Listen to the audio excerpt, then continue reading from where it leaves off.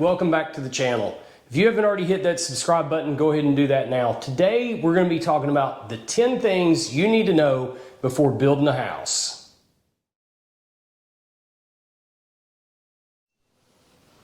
All right, so number one, you need to have money. It seems like that would make sense, right? But a lot of people really don't know where to start. You may have cash that you're just bringing to the table. You may already own the real estate. That helps you have the available funds. Building a custom home is a little bit different than going out and buying your first house where we can qualify for FHA loans and things such as that. You're going to have a construction loan, and that means you'll need 15 to 20% of the project cost to get started. And we'll talk more about that in a later video. All right, so number two,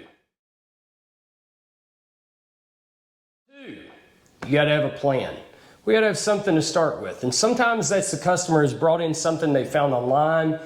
Back in the day, it was a book or a magazine, but they've got something to begin working with. And sometimes they really haven't seriously thought about that. They only know, I want a bigger house. I want 3 bedrooms, 4 bedrooms. They just kind of have some outline.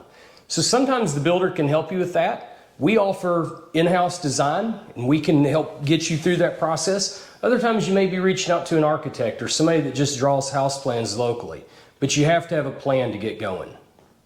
All right, so number 3,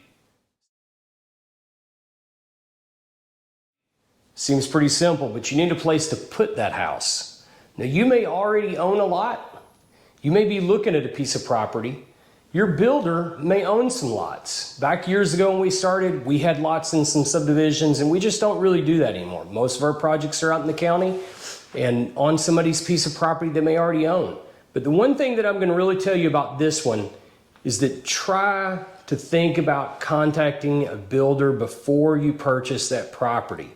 It can save you a lot of money in the long run thinking about things like site work and utilities that may be really costly with that piece of property that you think is the perfect place. All right, so number 4,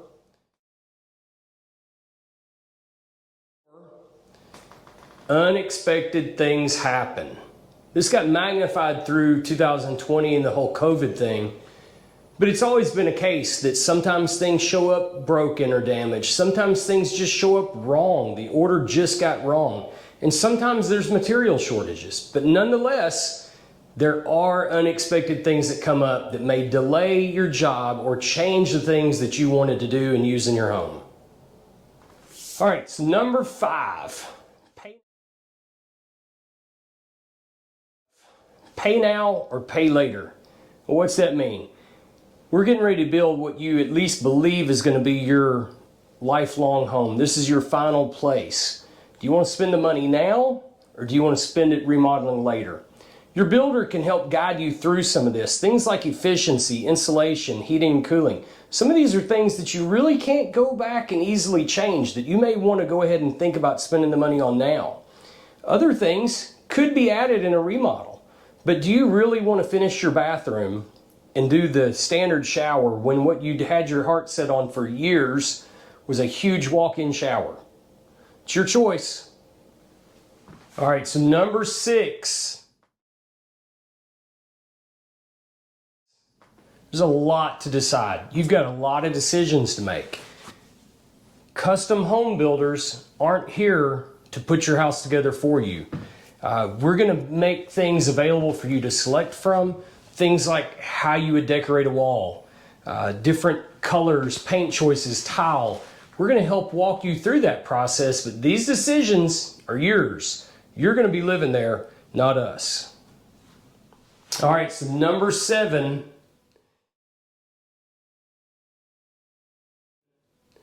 You are going to have some issues with your house. And so what to expect? You should have a baseline expectation. You're going to find some things that need attention after you move into your house. That's just inevitable. Caulk may need to be touched up, paint may need to be touched up. You'll find those things, and you should just be ready for it in advance. All right, so number 8. Home warranties. Most builders are going to provide for you a 1-year warranty. Sometimes that warranty may last much longer. But what do you expect with your warranty? What are really covered? You should know those things up front. An example that we always like to point out to customers: we don't warranty the GE or name the brand dishwasher, stove. We don't do that. We have an electrician that installs it. It's up to that company to really provide the warranty, and we'll help you with that, but it's really not our product to fix. All right, so number 9, how long does it take to build a house? People ask that all the time, and it's a question that's really hard to answer. The size of the house plays into it. Things like weather delays, that's a big factor. If it rains for a week, you also have to remember those guys doing that excavation work may not be able to get in there the day it quits raining because it's still mud. And so by the time it dries up, guess what? It could be raining again. So you've got to remember those things slow us down, and so your project may drag on because of things that have nothing to do with your builder and what he's doing. All right, so finally, number 10, things that are just too good to be true. A lot of people try to go shopping for a custom home builder, and I think that's one of the worst things that we can do. For one, you're going to have a relationship with this person that's building your new home.